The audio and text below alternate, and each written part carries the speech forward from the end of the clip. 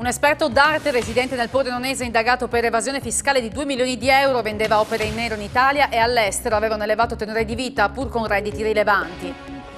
Oggi la giornata mondiale del latte, sul tavolo il futuro di una filiera in difficoltà. La Regione punta a valorizzare i prodotti locali, ora destinati ad altri mercati. 2 miliardi per l'agricoltura dal piano di ripartenza. Il Movimento 5 Stelle avvia il cantiere per la costruzione delle alleanze per le elezioni regionali. Patronelli ricorda l'ormai forte collaborazione con il PD e su Conte dice è il nostro leader naturale. C'è anche papà Riccardo con la maglia rosa di De Marchi, tra i ciclisti partiti oggi da Sedegliano per attraversare l'Italia. Ricordano Silvia Piccini, promessa del ciclismo investita mortalmente il 20 aprile scorso. I dilettanti pensano alla ripartenza e il vaccino Day per i calciatori dirigenti del movimento diventa possibile. Riccardi apre la proposta se saranno raccolte diverse centinaia di prenotazioni.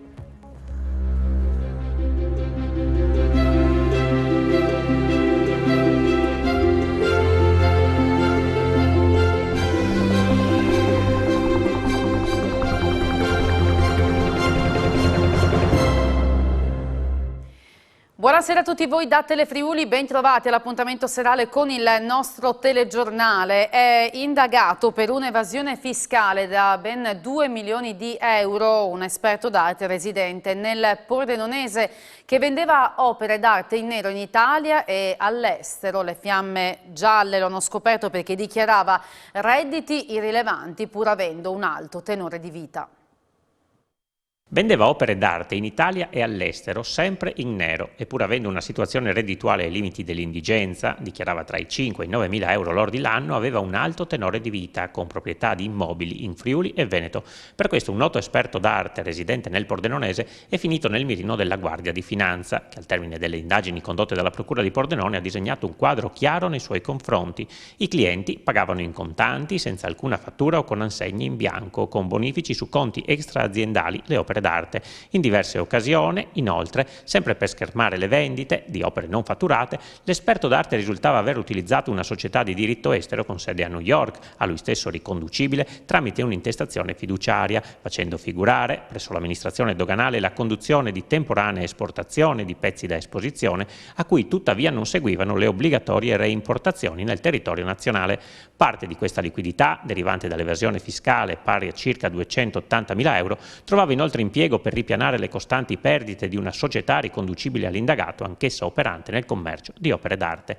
Motivi per cui il giudice per le indagini preliminari del Tribunale di Pordenone ha emesso un apposito provvedimento disponendo il sequestro preventivo per equivalente per complessivi 1.064.000 euro, eseguito dagli uomini delle Fiamme Gialle di Spilimbergo su disponibilità finanziarie e beni immobili riconducibili alla società e all'esperto d'arte, al quale sono state contestate violazioni amministrative conseguenti all'evasione fiscale per quasi 2 milioni di euro. Oltre al commerciante è indagato anche un ulteriore soggetto in concorso per violazioni alle disposizioni di materia di prevenzione e di riciclaggio, in quanto questo faceva transitare nei propri conti correnti ingenti flussi finanziari a questi estranei. Un 35enne di San Vito al Tagliamento è morto oggi all'ospedale di Udine mentre era in attesa di accertamenti e aveva avuto un incidente domestico sabato nel quale aveva battuto la testa. La famiglia ha attivato un legale per fare chiarezza. Profondo dolore a San Vito al Tagliamento per l'improvvisa scomparsa di Davide Trevisan, morto oggi a 35 anni. L'uomo aveva avuto un incidente in casa nella giornata di sabato, dove era caduto da una scala ed era stato portato all'ospedale di San Vito al Tagliamento, poco lontano dalla sua abitazione nella frazione di Gleris. Era cosciente, anche se all'inizio aveva perso i sensi e sanguinava dal naso e dall'orecchio. Dal nosocomio sanvitese è stato poi trasportato all'ospedale di Udine per ulteriori approfondimenti per un sospetto trauma cranico. Dopo 2 giorni in ospedale, il 35enne è deceduto questa mattina mentre attendeva di fare un TAC. La famiglia, ricevuta oggi la notizia che davvero non si aspettava, ha già attivato un legale per fare luce sulla situazione sulla quale si sta muovendo anche la procura di Udine. Trevisan lascia nel dolore la mamma, 3 sorelle, il fratello Cesare con il quale condivideva l'attività nell'azienda agricola di famiglia e la fidanzata con la quale stava da 14 anni. Sulle eventuali responsabilità della morte sarà ora la giustizia a fare chiarezza. Avevano proposto a un croato la vendita di un'auto sottraendogli poi 38.000 euro. Per questo un uomo e una donna di Pradamano sono stati condannati per truffa dal Tribunale di Udine. Con la scusa di vendergli un'autovettura gli avrebbero sottratto 38.000 euro. Un uomo e una donna di Pradamano sono stati condannati a 2 anni di reclusione ciascuno per truffa. Protagonisti della vicenda sono un 25enne, Thomas Braidic, e una 29enne, Caterina Cari, riconosciuti colpevole dal giudice monocratico Paolo Lauteri in tribunale a Udine. Il pubblico ministero, Letizia Puppa, aveva chiesto una condanna rispettivamente a 3 e a 4 anni di reclusione per furto, reato poi riqualificato in truffa. I fatti dei quali i due erano accusati risalgono a fine ottobre 2018, quando incontrarono, proprio a Pradamano, un uomo croato con il quale Braidic, sotto il falso nome di Enrico, aveva instaurato una trattativa per la vendita di una Mercedes classe A per 20.000 euro. Fatto accomodare in cucina, l'acquirente posò sul tavolo un pacchetto nel quale c'erano 38.000 euro in contanti. Braidic quindi si allontanò dall'abitazione con i soldi, mentre il croato e un'altra persona aspettarono per oltre un'ora il suo ritorno per concludere. A tenere loro compagnia c'era Cari, presentatasi sotto il falso nome di Samantha, che li rassicurò per tutto il tempo sulla bontà dell'affare, salvo poi dileguarsi quando l'accompagnatore del croato decise di chiamare le forze dell'ordine. Il difensore dei due, l'avvocato Emilio Chiodi del Foro di Brescia, ha già annunciato ricorso sulla base delle incongruenze e delle contraddizioni ravvisate nelle deposizioni del truffato, sulle quali ha insistito durante la discussione chiedendo l'assoluzione o in subordine la riqualificazione del reato da furto a truffa. Scoperti con la droga in casa, 2 uomini e una donna hanno cercato di fuggire dal tetto, ma i carabinieri di Bibbione li hanno bloccati e arrestati. È successo a Castionzizoppola. Vistisi scoperti, hanno cercato di fuggire dal tetto della casa, nascondendosi prima in soffitta e poi, raggiunti dai militari dell'Arma, invece di desistere, si sono scagliati contro di loro.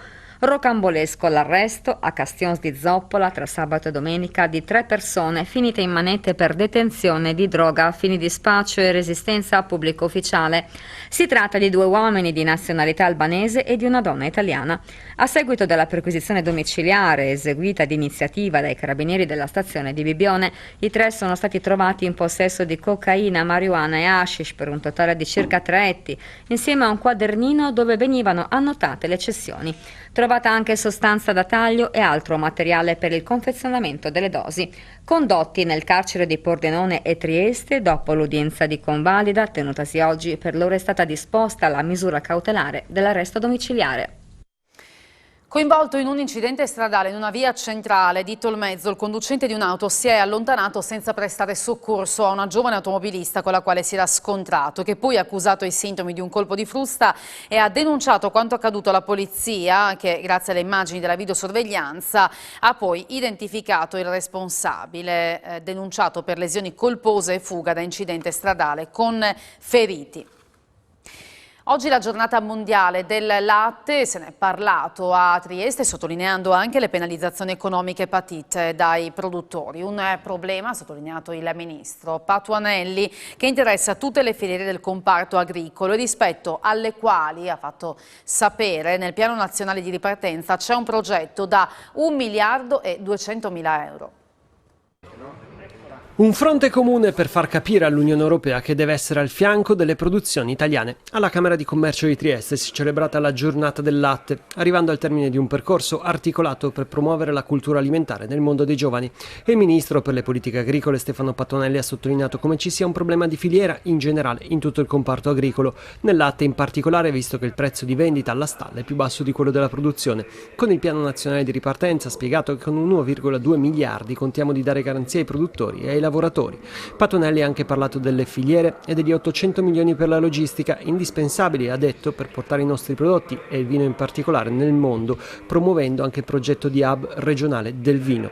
Sono 900 invece gli allevamenti bovini destinati alla produzione del latte in FVG, con una produzione di oltre 263.000 tonnellate. Sono produzioni, ha spiegato il presidente camerale Antonio Paoletti, che meritano tutele. Su questo è intervenuto anche l'assessore regionale Stefano Zannier. È evidente che l'avere ormai quasi il 50% del latte, io parlo per la regione Friuli Venezia Giulia, che esce dai confini regionali per essere trasformato al di fuori, significa non mantenere valore aggiunto sul territorio, ma avere anche una quota di queste produzioni che sconta la difficoltà nel raggiungere prezzi al commercio tali da consentire il mantenimento delle aziende, questo è l'altra delle grandi tematiche sulle quali è necessaria una profonda riflessione. E il ministro Patuanelli Trieste ha parlato anche della situazione in evoluzione all'interno del Movimento 5 Stelle e di Conte, ha detto, è il nostro leader naturale.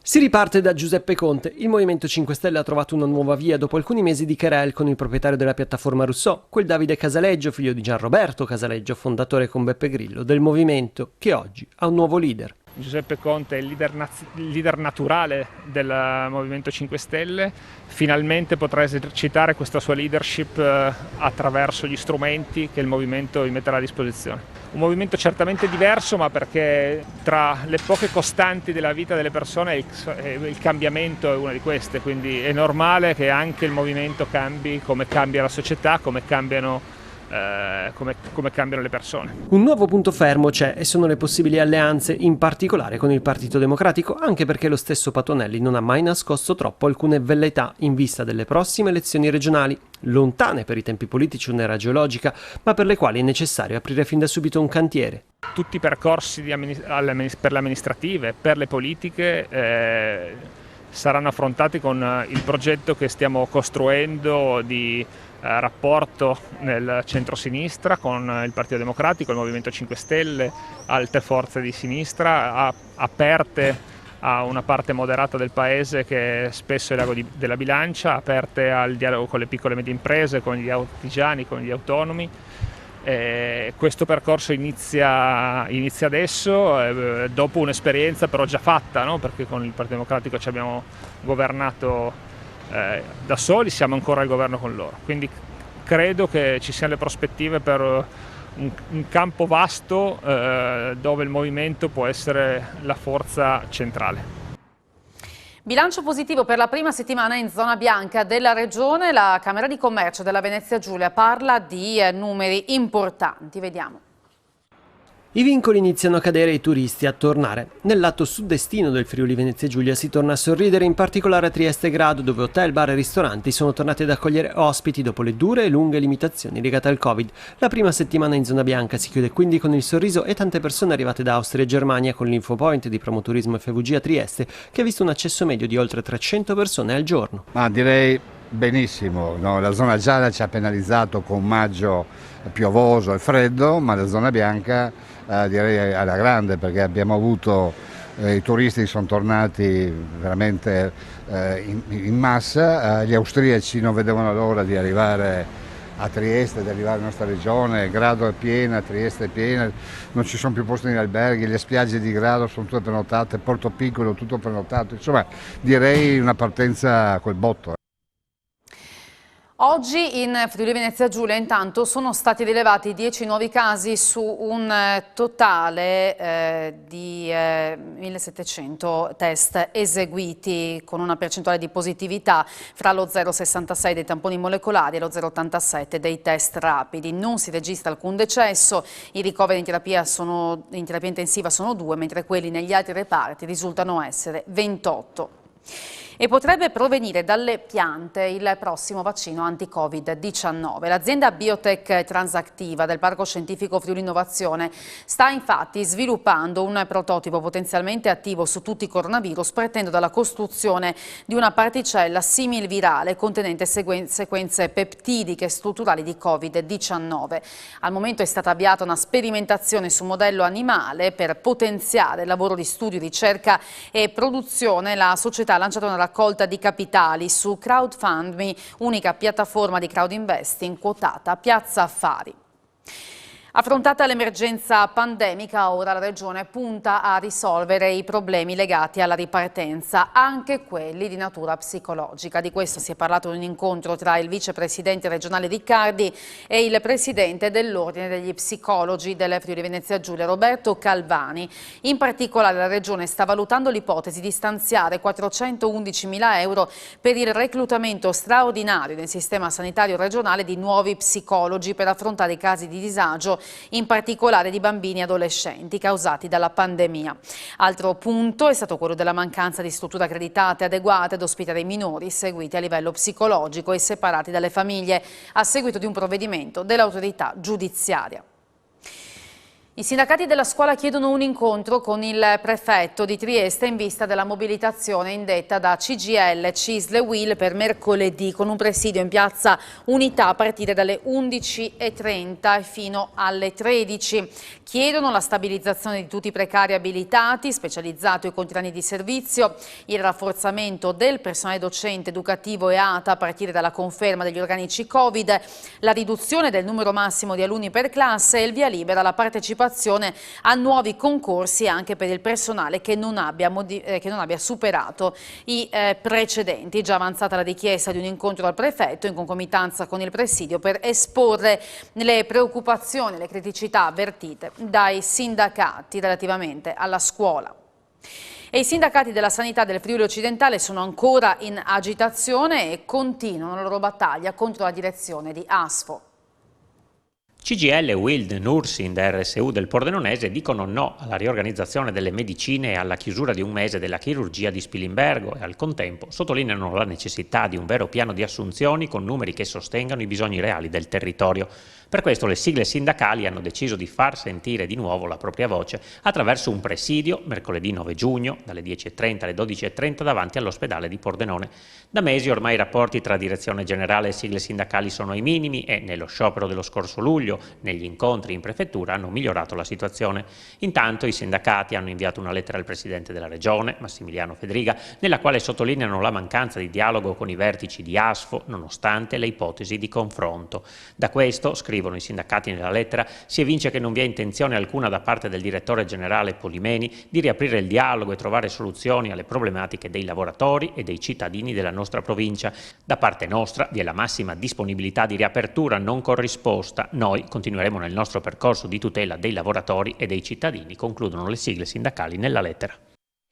Veniamo a Udine, dove sono partiti i lavori di riqualificazione del piazzale della stazione dei treni. Avviati i lavori di riqualificazione del piazzale della stazione. Sì, la particolarità di questo intervento è che a differenza di adesso che ci sono 3 passaggi pedonali, poi ci sarà uno solo, più grande, più largo, ma soprattutto rialzato e illuminato. I lavori sono partiti nei giorni scorsi e si chiuderanno circa 3 mesi. Cosa consistono? Consistono praticamente nel riqualificare l'intero piazzale della stazione. Viene rifatto il porfido laterale, nella parte destra arrivando in stazione ci sarà il posto per i taxi come adesso, nella parte sinistra per le emergenze e tutte le auto che devono necessariamente essere presenti. Per quanto riguarda invece i passaggi degli autobus, verranno messi in sicurezza, verrà fatto in modo che anche i disabili e le persone che hanno delle difficoltà di accesso possano con tranquillità accedere agli autobus con le corsie preparate appositamente, con delle panchine. Parlando di viabilità, la rotatoria del TAI a Sevegliano, un'opera che va a beneficio di un intero territorio e che rientra tra gli interventi prioritari per la messa in sicurezza della regionale 352. A beneficiarne non sarà solo l'utenza locale, ma anche le migliaia di turisti che transitano in zona dal nodo autostradale della A4. Lo ha detto l'assessore alle infrastrutture e territorio Graziano Pizzimenti in occasione dell'avvio oggi a Sevegliano di Bagnaria Arsa, con la posa della prima pietra del cantiere per la sostituzione di questo incrocio semaforico con una rotatoria. In viaggio verso Roma con la maglia rosa di De Marchi nel ricordo di Silvia, la 17enne investita mortalmente lo scorso 20 aprile. Un gruppo di ciclisti amatoriali, tra i quali c'è anche il papà di Silvia, è partito oggi alla volta di Roma. 624 km suddivisi in 5 tappe, la prima delle quali oggi li ha portati a Chioggia. Il traguardo finale sarà Roma. 624 km da percorrere in bici, assieme come in tanti fine settimana hanno fatto in Friuli, anche con la compagnia di Silvia. È dedicato alla 17enne promessa del ciclismo, investita mortalmente lo scorso 20 aprile. Il viaggio è iniziato questa mattina da Sedegliano, al quale partecipa anche il papà di Silvia Piccini, Riccardo. Hanno chiamato il gruppo Picchio Rosso. Sono una decina di ciclisti amatoriali e portano anche la maglia rosa donata da Alessandro De Marchi, che aveva corso con Silvia nel cuore sia nei giorni in cui lei lottava tra la vita e la morte, che poi al Giro d'Italia. Anche Alessandro da tempo sui social si fa portavoce di una campagna di sensibilizzazione verso gli altri utenti della strada per una pacifica e soprattutto sicura convivenza. Ed è esattamente con questo obiettivo che il Picchio Rosso attraverserà l'Italia: sensibilizzare l'opinione pubblica e gli utenti della strada al rispetto delle regole a favore dei più deboli, i pedoni e i ciclisti. Il gruppo è stato salutato questa mattina da amici e parenti davanti al municipio del paese. Domani da Chioggia andrà a Cesena, poi a Città di Castello, a Spoleto e infine alla capitale, percorrendo in media 120 km al giorno su biciclette predisposte per rispettare le normative del codice della strada. Durante il percorso incontreranno associazioni che vorranno sostenere il loro messaggio, per poi tornare in Friuli domenica, sempre con Silvia nel cuore. È un sogno da continuare a perseguire, che non accada più a nessuno di morire così. Sono 6 gli istituti educativi dell'Udinese che hanno vinto il bando erogato dall'Associazione Italiana per il Consiglio dei Comuni e delle Regioni d'Europa del Friuli Venezia Giulia. Nuovi fondi per le scuole, soprattutto di Udine, per progetti di tipo europeo. Di cosa si tratta? L'AIC da 5 anni mette a disposizione attraverso un bando scuola, che ha il titolo L'Europa che vorrei, un'occasione per gli istituti superiori della regione di cimentarsi in quello che appunto i giovani vorrebbero dall'Europa. E quindi bandiamo questo concorso che ha coinvolto 10 scuole quest'anno e il caso voluto che a vincere fossero 5 scuole della provincia di Udine. La cerimonia si è tenuta in un paese delle valli del Natisone.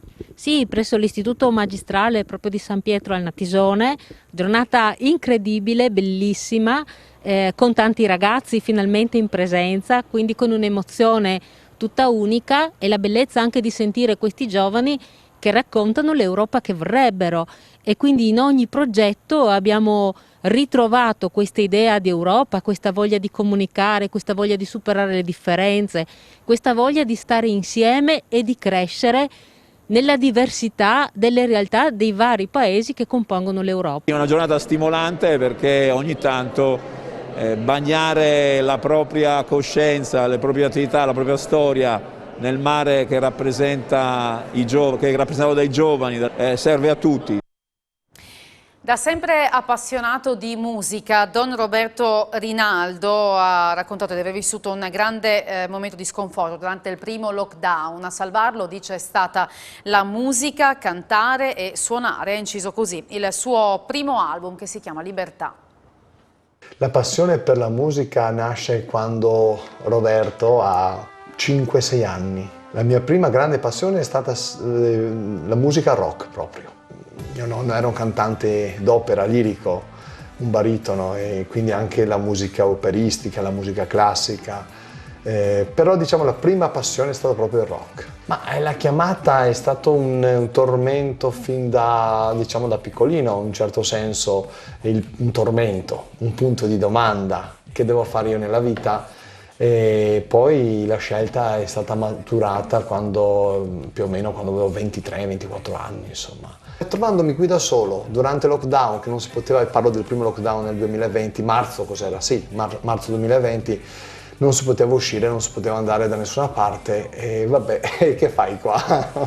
Fai una passeggiata nel piazzale, reciti il rosario, e insomma ho avuto la fortuna di trovare come uno sfogo nella musica. A me la musica veramente ha salvato dalla depressione, non ho paura di dirlo.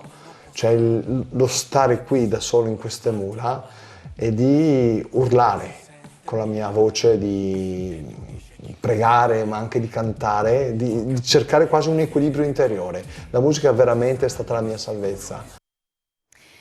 L'aperitivo nonnino Botanical Drink 100% vegetale, 0% coloranti è l'aperitivo dell'anno 2021 al Meiningers International Spirits Award. Quello prodotto nelle distillerie di Percoto è il primo aperitivo italiano ad aver ricevuto questo riconoscimento internazionale, che viene assegnato dal più importante gruppo editoriale tedesco del settore wine and food. Ha vinto su 120 aperitivi e distillati partecipanti alla selezione.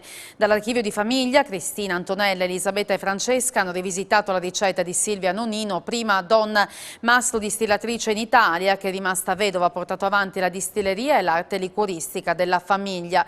La sua conoscenza dell'arte, della distillazione e delle botaniche la portò a creare Aperitivo Bianco, dal quale la famiglia ha tratto ispirazione per il nuovo distillato. Partito con 6.000 pezzi, oggi il Museo della Civiltà contadina del Friuli Imperiale d'Aiello conta oltre 25.000 oggetti, è il più grande d'Italia. Nel 1956 io avevo un'azienda agricola che l'abbiamo tuttora e allora per riprendere un po' l'attività di questa azienda mi ero munito dei primi trattori e mi sono reso conto che gli attrezzi agricoli che si usavano per secoli erano ormai inutilizzabili. Era stato tutto trasformato e meccanizzato e quindi mentre gli altri buttavano io raccoglievo perché avevo intuito, anche se ero molto giovane, che sarebbero divenuti oggetti da museo e così ho fatto per molti anni fino al 1989-90.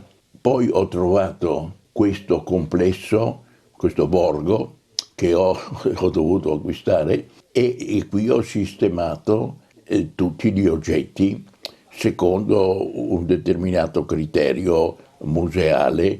Sono andato ovviamente a vedere gli altri musei, ho cercato di imparare. Lei pensi che abbiamo aperto questa sede museale con 6.000 reperti. Oggi, con acquisti e donazioni, siamo arrivati a 25.000 oggetti esposti.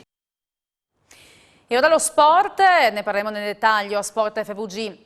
Dopo il nostro telegiornale, con in primo piano una richiesta che è arrivata dalla FIGC, quella di un vaccino day per calciatori e dirigenti del mondo dilettantistico, e la Regione apre a questa possibilità in presenza, ha detto Riccardi, di decine di centinaia di prenotazioni. Parleremo poi anche di Udinese, dell'approdo in finale playoff contro Fabriano o San Vendemiano dell'OEB Gesteco Cividale per quanto riguarda la Serie B di basket. Tra poco a Sport FVG e poi l'appuntamento con le previsioni del tempo. Grazie per aver seguito il nostro telegiornale e buona serata, arrivederci.